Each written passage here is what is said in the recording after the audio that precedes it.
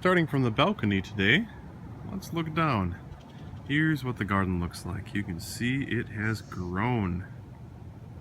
So let's get down and take a look.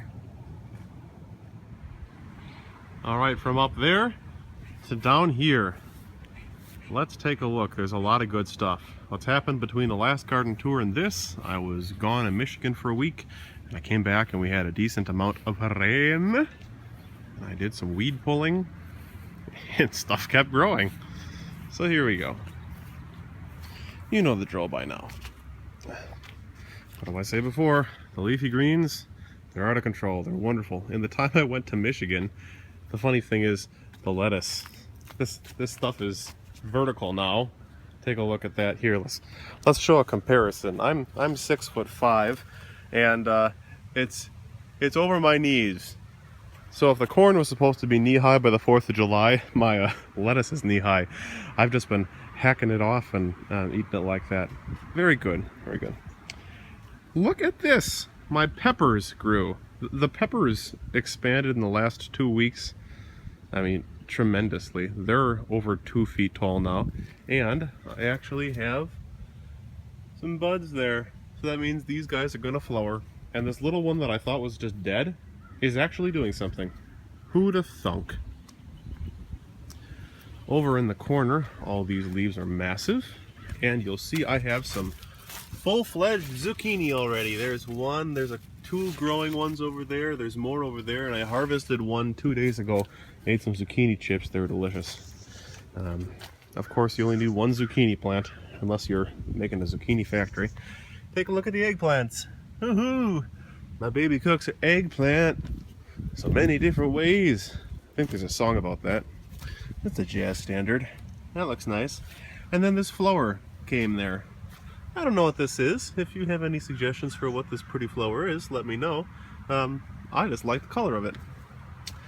Look at the pumpkins. What did I say? I put this little old trellis up and they rolled with it. This one's doing real well. That one's kind of stuck on the ground.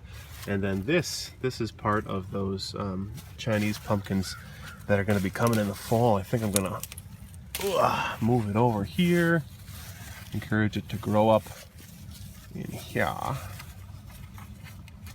Yeah, it might look brutal now, but that's okay. It'll take right up. Look at all the tomatoes. They're doing real well. My sissel's holding up greatly. Take a look at all the buds. They're everywhere. It's almost frightening that in a short amount of time I'm going to have a ton of tomatoes. Speaking of a ton of tomatoes, we had some early ones. Look at this. Yay! Now these are the Goldilocks type ones. Here, this is a better example. It's like a braid of hair. See that? That's so awesome. Here, let's take one off. Polish it off on my shirt. Give it a shot. Very earthy. Alright. Looking like a tomato at 5:15 in the morning. Peas here. They're reaching the end of their life cycle. As you can see, they're getting brown.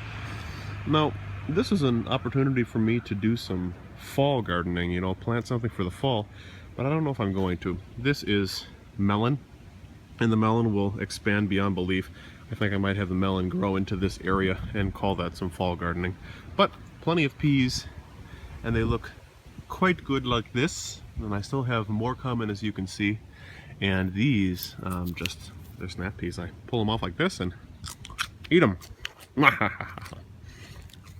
These are soybeans. This is all that's come up. I have no idea what to do with them, so I'm just not touching them. They're maybe 6 inches tall. And then over here, remember last time where I thought that this was a complete failure? Well, it's not. We've got, let's see, well, the Brussels sprouts aren't the best example, but look at this. I've got heads of cauliflower. I didn't see anything this time last video, and I thought for sure that they didn't flower, but they did. So I've got to walk a little ways around because the garden is so thick. The root vegetable section, bit of a disappointment. I don't think I'm ever going to do it in the ground again, definitely in raised beds. Beets are looking nice. radishes, although they are flowering galore, they're not producing a big vegetable like I have had in the past. So, and actually the first one that I pulled didn't taste that good, so I don't know if I'm going to do this species again or not. Isn't that a pretty bench?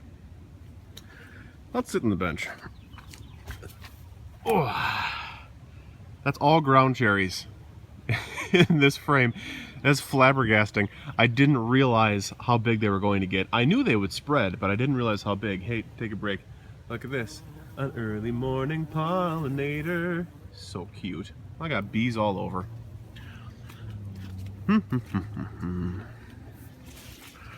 Let's walk in the middle of this and just, for example, here, look at this. Ground cherry, ground cherry, ground cherry.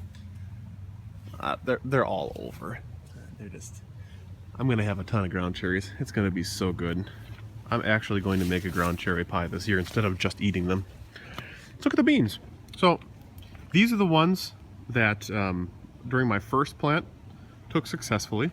Same on the other side. And then 3 weeks after that, I planted more. And you can see the 3 week after the fact ones are finally just starting to come up, which is good. I'm going to have a staggered harvest. And there was a gentleman who made a comment on my last Home and Garden for Mere Mortals video saying that maybe I shouldn't necessarily have them climb 6 or 7 feet high because you want them to stop and put their energy into making vegetables. So that's exactly what we did. And you can see we've got some things like that about to happen. So in another couple of weeks, we're actually going to have beans on these stalks. It's the same on this side, except this is just a wonderful, this is a tangled, tendrily mess. I think these are just the neatest feeling things. Don't you just love how bean vines feel? And then this is okra. I never planted it before. We'll see how it comes. As you can see, there are some flowers about to start on it.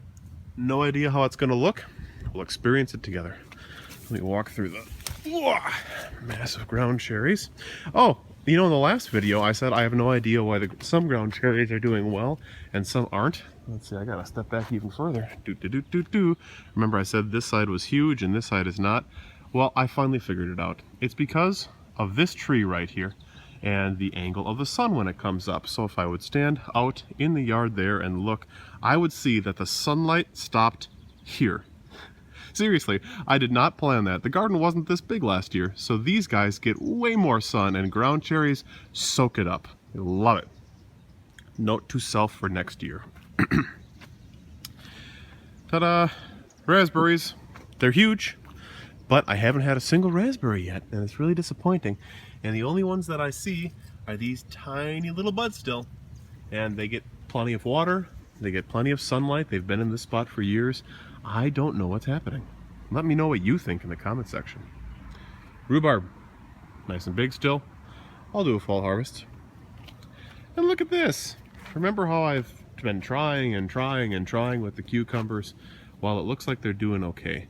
So here's that first hill that took, and it is expanding everywhere. I've been training it over the entire trellis, which is great because it's taking up the majority of it. And then I planted some individual seeds. You see, like, this is an individual seed here, and it's climbing up and rooting just fine. No cucumbers on it yet, but I will shortly. And look at this. These stringy little ones, these are from the Mexican sour gherkin seed packet that I had.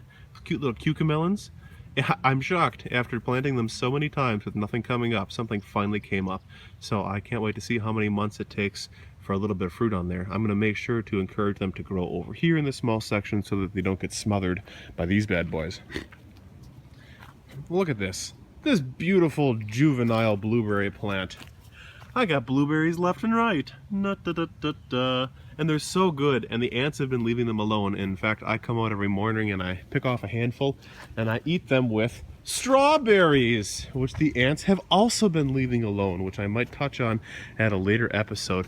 But this is going to be one for probably a day or two. So nice. Let's see if I can find any runners. Oh yeah, remember how I said how these propagate? This is a runner. Sends out a runner. It buries itself into the ground, and look at this, another strawberry plant. I didn't plant that there. And that is how strawberries propagate themselves.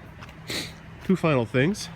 The gooseberry is looking beautiful, not producing anything. I wouldn't expect it to, but it looks real nice. And then the Chinese walking onions. That's not right. The Egyptian walking onions, excuse me. It's still early in the morning. They're not growing. I wouldn't expect them to, but they are. They're there, and they won't be in this section next year. They're a perennial vegetable, and they taste pretty good. I'm interested to see how the actual onions taste if I harvest 1 or 2 of them this fall. So that's it. How do you like when I film at 5 something in the morning when there's no sun? It's pretty quiet. It's pretty nice. Thanks for taking the time to watch this video. I'm the Midwest Man Mountain. Thanks for subscribing, and until next time, bye-bye.